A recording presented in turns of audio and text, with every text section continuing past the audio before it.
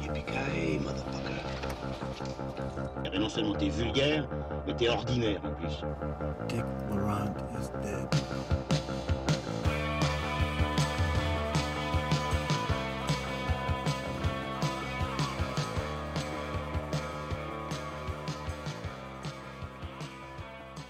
Chères auditrices, chers auditeurs, bonjour ou bonsoir, bienvenue dans ce nouvel épisode de Transmission, la table ronde cinéphile qui fait le grand écart entre cinéma d'auteur et pop culture.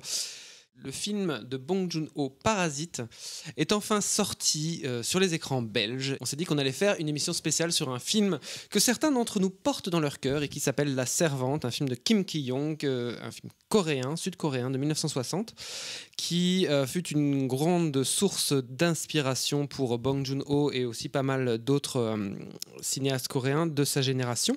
Alors, le film La Servante de 1960, il a été très longtemps inédit en Europe. On a pu le découvrir en fait seulement en 2012 grâce à une restauration initiée par la World Cinema Foundation, l'initiative de notre bienfaiteur à tous, monsieur Martin Scorsese. Cette nouvelle copie s'est basée sur un négatif retrouvé en 82, mais auquel il manquait 2 bobines. Et en fait, il y a une autre copie d'exploitation qui a été trouvée de La Servante avec des sous-titres en anglais peints à la main directement sur le négatif qui a été retrouvé en 1990. Grâce à cette copie, on a pu avoir une version quasiment complète, en tout cas on imagine, du film. Une version ressortie en salle et sur support physique par Carlotta il y a quelques années et donc toujours disponible. On ne sait pas grand-chose de l'auteur-réalisateur Kim Ki-young, sauf qu'il est né en 1919 à Séoul, qu'il y est également décédé dans un incendie en 1998.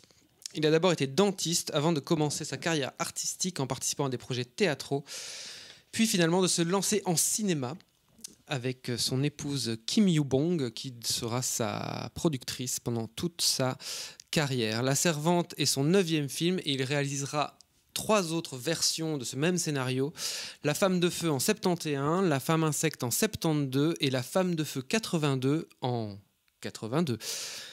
Le pitch, c'est quoi donc cette histoire qui a été revisitée 4 fois par le même réalisateur? C'est l'histoire d'un homme, ici professeur de piano, qui est encouragé par son épouse à gravir l'escalier social.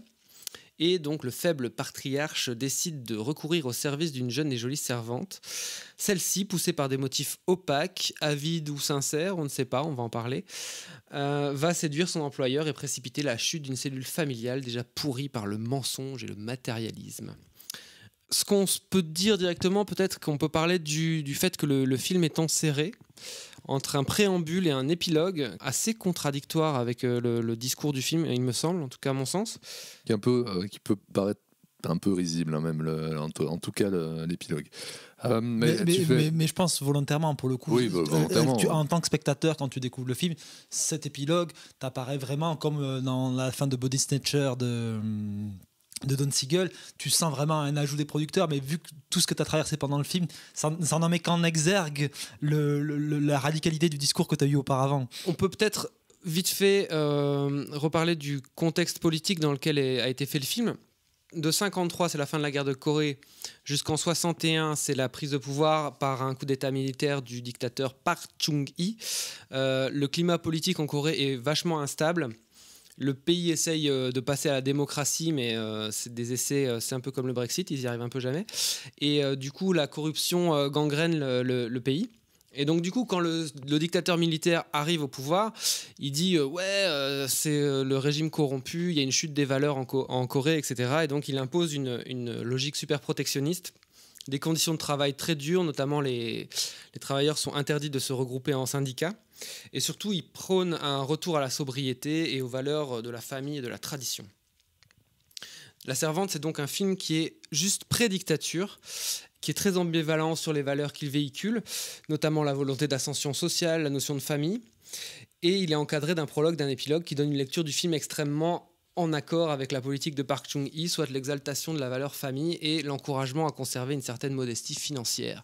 Après, tu remets le film dans son contexte historique, mais c'est pas plus mal de le remettre. Je connais très mal la filmographie du cinéaste, mais de le remettre dans son contexte, dans sa filmographie, puisque le mec, je crois, vient plutôt, le réalisateur Kim Ki-young vient plutôt du mélo réaliste, qui tourne pour des producteurs dont il commence à avoir un peu la préséance, toujours tourné en décor réel, etc. Et juste après ça, il fonde sa propre maison de prod, et c'est là qu'il tourne ce film-là en décor artificiel, en studio, quoi. Avec un style aux antipodes de ce qu'il fait d'habitude. Ouais, parce que voilà, on peut peut-être parler maintenant plus directement du film. Le film se passe, à l'instar de Parasite, le film se passe à 80%, on va dire, dans un seul et unique décor qui est la maison familiale. Et on sent que c'est un décor fait pour le film. Et c'est un film qui a un style extrêmement expressionniste, qui va multiplier les allusions au fait que cette maison est une prison, hein. Constamment, on a des plans à travers les fenêtres qui sont protégés de barreaux. Et même la servante elle-même va dresser une sorte de toile autour du personnage du patriarche, qu'elle va l'enserrer avec ses bras, avec ses pieds, avec ses doigts. Il répète le motif de la prison tout au long de son film. Et pour faire le parallèle avec Parasite, tous les deux films sont outranciers, et on avait cité dans l'autre émission baroque, etc. pour Parasite, mais ici pour le coup, je trouve l'outrance beaucoup plus appuyée, beaucoup plus symboliquement marquée, un peu martelée, et notamment avec le motif musical, etc., qui revient énormément, qui assène, etc. Donc moi je trouve que il y a des très belles choses dans le film, et en même temps il est assez épuisant. Je suis d'accord pour dire que le film partage en effet une volonté outrancière avec Parasite, mais qu'il est ici peut-être un peu plus lourdin que ne l'est Parasite. Son exubérance formelle et thématique, son désir de mélanger les genres, l'érotisme qui est peut-être un peu moins présent dans Parasite, mais tout de même, la cruauté qu'il peut montrer envers ses personnages, son discours politique, social, etc. Tout ça est en commun, mais je trouve tout est moins appuyé dans Parasite. Ici, on est vraiment dans quelque chose de beaucoup plus lourd, qui prend beaucoup plus de place, quoi. Même plus platement ou plus prosaïquement, même ne fût-ce que la manière de jouer, hein, je veux dire, c'est quand même beaucoup plus lourd ici que dans Parasite, je trouve. Là, tu parles aussi de codes de jeu d'une époque, etc. Et puis je pense que justement, ce film-là, s'il a été aussi important pour toute une génération de cinéastes, c'est justement qu'il a ouvert des voies, ouvert une brèche, etc. C'est un film, justement, tu vois tous ces parallèles de rupture de ton, cette outrance qu'il y a, aussi cette liberté qu'il prend dans la narration d'adopter ça. Et moi, ça m'a fait penser, la première fois que j'ai découvert, à deux types de cinéma. Un cinéma qui est le cinéma plutôt de Palma, avec cette outrance, ce goût pour le vulgaire, et d'aller ce côté satirique, d'aller de manière très violente, d'appuyer tout, d'avoir une mise en scène extrêmement baroque tout du long. Et un autre film auquel ça m'a fait penser, c'est la première réalisation officielle de Clint Eastwood, qui est Play Misty for Me, parce que tu as vraiment ce regard sur ce personnage masculin qui est quasiment presque prisonnier de ses conditions masculines, de l'image qu'il renvoie dans la société coréenne. Et je trouve le film de Clint Eastwood joue aussi beaucoup de ce personnage d'animateur radio qui va se retrouver sous l'emprise d'une femme qui va littéralement le vampiriser et sans porte de sortie. Et ces deux films, je trouve que tu peux mettre très fortement en parallèle, et justement je trouve que le film est assez subtil quand on le replace dans son époque, les années 60, d'avoir cette dialectique-là vis-à-vis du regard qu'il pose sur les personnages-là, où en fait chacun a ses raisons aussi. Il y a aussi, malgré tout, que ça soit dans cette famille qu'on pourrait qualifier de bourgeoise, mais grâce à une moyenne bourgeoisie, mais il n'y a pas de personnage encore aussi réellement repousseur, peut-être à l'exception peut-être des enfants qui sont plus des personnages plus repoussoirs, qui véhiculent beaucoup plus l'aspect petit bourgeois de la famille. Mais voilà, le personnage de la servante, tu peux comprendre aussi tout à fait pourquoi elle se comporte de cette manière-là, parce que ce que lui impose la famille à un moment d'une cruauté sans borne. Oui, puis aussi, c'est quand même un personnage qui essaye d'échapper à sa condition, qui essaye de s'élever, comme l'a fait la mère de famille. Et c'est un peu le péché originel, en tout cas, de la mère de famille, c'est de vouloir avoir cette maison plus grande, et donc d'avoir une télé. Pas d'avoir une télé, d'avoir un étage, là, pour le coup. Mais la servante, finalement, ne veut que que la même chose que ça. Et là où le personnage principal est extrêmement lâche, c'est que tu vas avoir, il va repousser les avances d'une fille qui est ouvrière, mais avec laquelle il bosse, donc qui pourrait éventuellement avoir un contre-pouvoir face à lui, mais il va par contre tout de suite derrière céder aux avances de sa servante, qui elle n'est moins encore qu'une ouvrière. Donc il va aller céder aux avances du personnage qui est le moins à même de le mettre en danger, quoi. C'est ça qui est intéressant. On parlait tout à l'heure de l'intelligence du film, de faire croire dans son épilogue à un peu lourdement à une histoire d'adultère, moralisatrice, alors que son sujet est clairement plus la jalousie poussant une jeune femme à détruire l'ascension sociale d'une famille de nouveaux riches, on pourrait dire, qui l'emploie, et par là même de parler en effet, de traiter aussi un peu tous les personnages sous des angles différents, entre autres l'avidité et le désir de possession presque esclavagiste, qui va détruire toute humanité chez ce personnage masculin qui s'appelle Monsieur Kim, si on pouvait rajouter une référence de plus avec Parasite. Mais tu parlais tout à l'heure du personnage des enfants, le personnage du petit garçon, c'est comme s'il était né avec déjà cette espèce de supériorité bourgeoise comme ça. Et dans le film de Bong Joon-ho, on retrouve exactement la même caractéristique, quoi. C'est aussi un film dans Parasite Parasite et La Servante est aussi un film qui montre les différences de classe et comment la société ne fait que creuser quelque part les écarts entre les riches et les pauvres.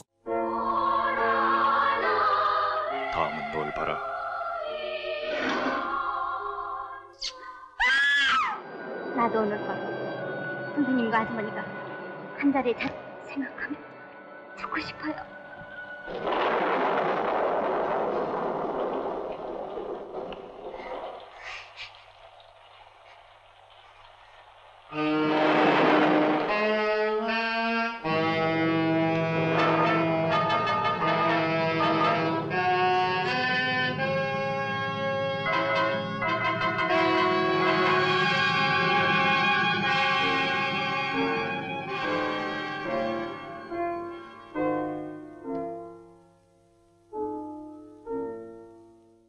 Tout à l'heure, vous avez parlé du caractère extrêmement expressif du film et extrêmement peut-être outrancier du film comme peut-être une faiblesse. Moi, je trouve au contraire que c'est une de ses grandes qualités. J'ai l'impression que ce film, à la manière d'un film muet, juste à la force de la métaphore du haut et du bas, de tout ce qui se joue autour de l'escalier, tout ce qui se joue autour des costumes, le noir, le blanc des costumes, alternativement, est lisible. En fait, tous les rapports de force sont lisibles uniquement de manière visuelle dans le film, et c'est dingue parce que en fait c'est un jeu de pouvoir ce film. T'as la servante, puis t'as la mère de famille, puis la servante, la mère de famille, et tu peux, même avant que tu vois la servante dans certaines scènes, en fonction de là où t'es au niveau émotionnel, ou en tout cas au niveau de ces jeux de pouvoir, tu sais quelle va être la couleur de son costume avant même de la voir. Enfin, moi je trouve que c'est ça aussi une force du film, et je trouve que justement cet effet très outrancier, cet effet très expressionniste, cette mise en scène comme ça, assez over the top, dirons-nous, eh bien c'est un truc que tu retrouves chez plein de cinéastes coréens. Avant que Park Chan-wook fasse Mademoiselle, on pouvait aussi l'accuser d'être dans ce genre de mise en scène, quoi, très expressive. Kim Ji-woon, c'est la même chose. Mais la lourdeur, pour moi, est peut-être pas un problème, parce que plus que ce côté lourd dont on parlait tout à l'heure, c'est surtout, je trouve, le film moins précis dans son propos que ne l'est Parasite. Je trouve plus unilatéral. Ici, si la richesse bouffe cette famille de l'intérieur, si l'argent bouffe cette famille de l'intérieur, c'est surtout la servante qui va dominer, d'abord en refusant de se soumettre à cette supériorité liée à leur richesse, et puis de manière sadique vraiment à tisser une toile, comme tu disais très bien, et enfermer cette famille dans cette toile maléfique. Ouais, mais bon, en même temps, la famille, elle la cherche aussi pas mal, hein, parce qu'il y a quand même tout ce truc de refuser. La servante, littéralement, n'a pas le droit de donner la vie, quoi. Ça va tant qu'on ne marche pas sur ce rapport servant-servi. Mais là, Kim Ki-young, pour moi, se pose plus du côté de la servante, en filmant la revanche comme un un juste retour des choses, là où chez Bong Joon-ho, c'est plus nuancé, je trouve. Oui, je pense pas avoir dit que c'était seulement, enfin que l'expressionnisme ou que l'outrance n'était forcément négative, mais c'est que effectivement elle est plus appuyée ici que chez Bong Joon-ho. Mais après, Manu l'a dit, c'est aussi par rapport à l'époque, etc. Et c'est juste.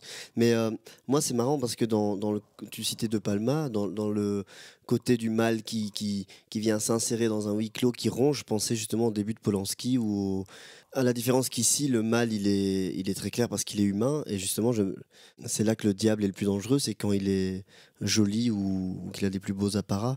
Et tu parlais de liberté, Olivier, et je me disais oui, c'est aussi ça qu'apporte la servante, le rôle de cette femme, c'est que elle vient aussi briser un peu les conventions, les choses. Elle est beaucoup plus libre et beaucoup plus libertaire quelque part que les normes coréennes. Et c'est en ça D'ailleurs, qu'elle elle vient sort par la fenêtre. et c'est en ça qu'elle vient fissurer le film. Dans cette mise en scène extrêmement lyrique et baroque, il y a justement un effet de style très, très fort dans le film où régulièrement on se retrouve derrière la vitre et la caméra on est presque dans du Fincher ou effectivement chez Wells et dans Citizen Kane où cette caméra rien ne lui fait obstacle. Elle peut traverser la vitre, elle peut s'immiscer partout dans tous les recoins de la maison, et c'est ce côté aussi totalement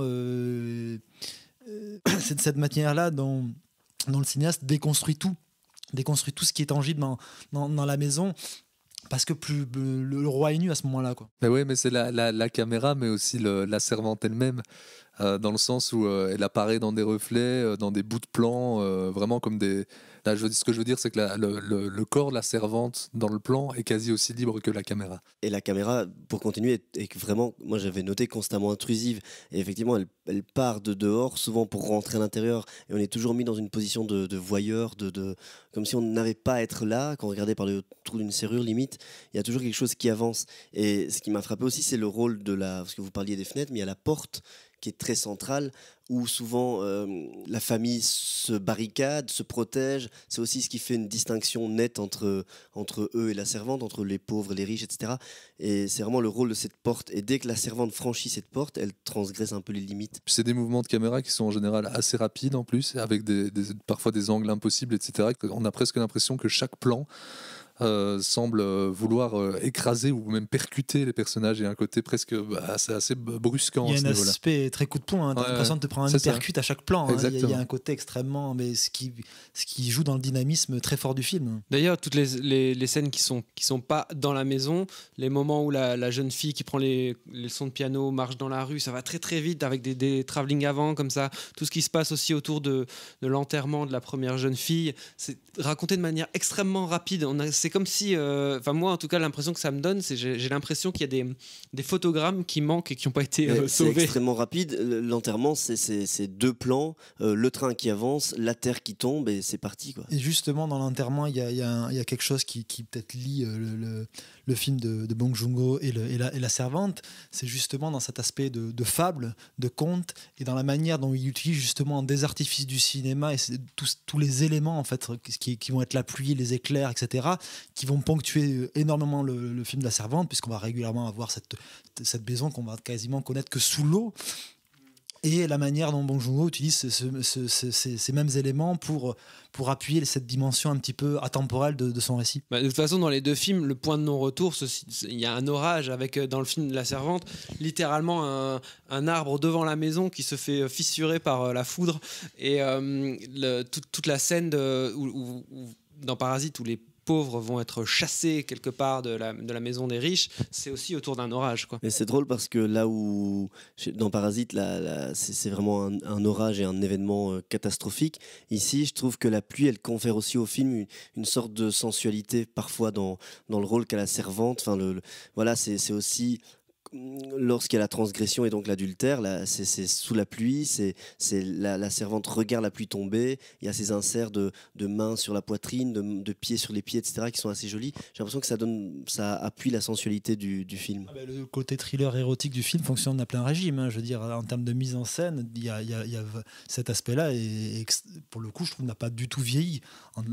Oui. Selon vous, est-ce que la servante, elle est un peu amoureuse du gars, ou elle fait ça juste par pure volonté d'élévation sociale ? Parce que moi, je me demande si la jeune fille qui prend les cours de piano, je crois qu'elle est vraiment un peu amoureuse du professeur. Ouais, la jeune fille, je crois aussi, et ce personnage, même s'il est pas, si c'est phase vide du récit, il est important parce qu'il donne, il donne un peu je veux dire, une cartographie complète de l'immondice que sont tous ces gens, en fait, des immondices que sont tous ces gens, dans le sens où l'horreur vient un peu de tous les niveaux, les enfants y compris, de ce personnage-là, de la mère, de la servante, enfin vraiment, chaque personnage a sa part de mal. Complètement. Mais d'ailleurs, tu le disais tout à l'heure, Manu, le petit garçon, c'est vraiment une horreur. Et d'ailleurs, il se fout de la gueule de sa sœur qui est handicapée, c'est dégueulasse.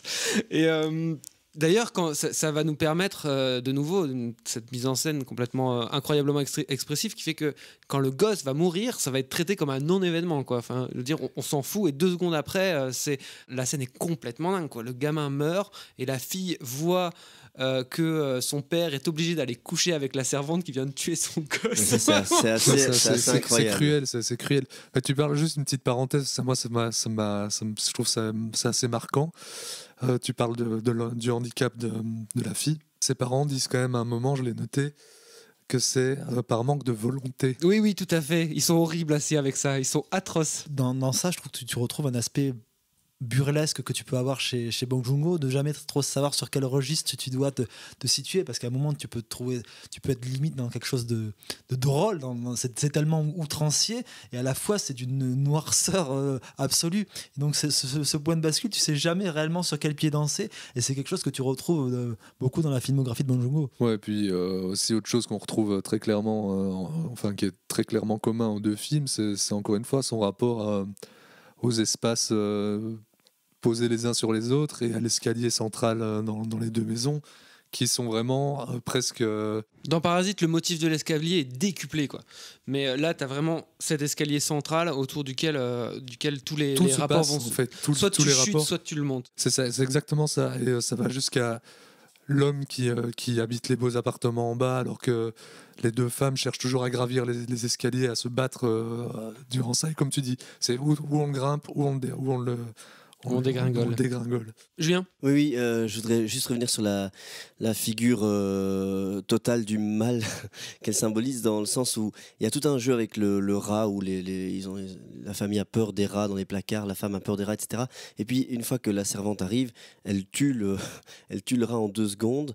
Il y a quelque chose comme ça. Et puis, il y a le montage qui fait, on voit le rat qui agonise dans l'assiette, avec une musique très frénétique, et puis la femme qui se réveille d'un cauchemar. Voilà, moi j'y lis vraiment justement quand je disais qu'elle vient bousculer tout, c'est que voilà, dans son courage, dans sa liberté, comment elle prend le rat en charge, comment elle prend tout en charge, elle bouscule clairement le quotidien de la famille.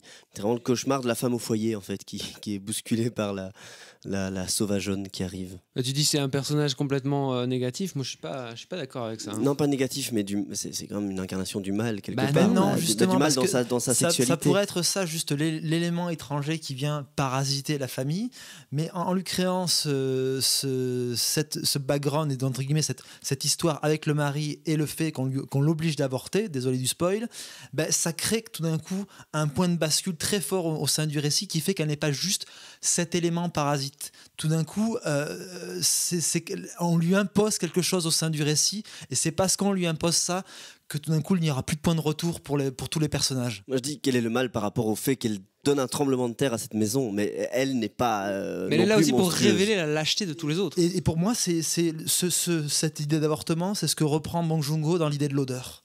C'est qu'à un moment, il y a une ligne qui est franchie, qui fait que la violence va se déchaîner, quoi. Il y a un truc qui est génial, enfin je reviens à Parasite, mais il y a un truc qui est génial dans Parasite de Bong Joon-ho, c'est que justement cette ligne franchie, t'as le personnage de Park qui passe toute sa vie à dire ouais c'est bien mon chauffeur, monsieur Kim, il passe jamais la limite, il passe jamais la limite, il passe jamais la limite, et c'est quand justement Park va franchir la limite dans l'autre sens sans s'en rendre compte que tout va partir en couille. Ça c'est génial. C'est très, très joliment souligné par la mise en scène d'ailleurs à ce moment-là. C'est un film qui a un intérêt, outre son intérêt formel et thématique, un intérêt véritablement historique, parce que comme tu le disais en début d'émission, il a vraiment nourri ce qui se fait de mieux dans le cinéma mondial actuellement. En tout cas, ce qui est toute la nouvelle vague coréenne dont on voit les films depuis milieu des années 90 et qui a été couronné enfin avec la Palme d'Or en mai dernier, quoi. Et voilà, et si on veut comprendre ce cinéma-là, il faut absolument voir The Servant.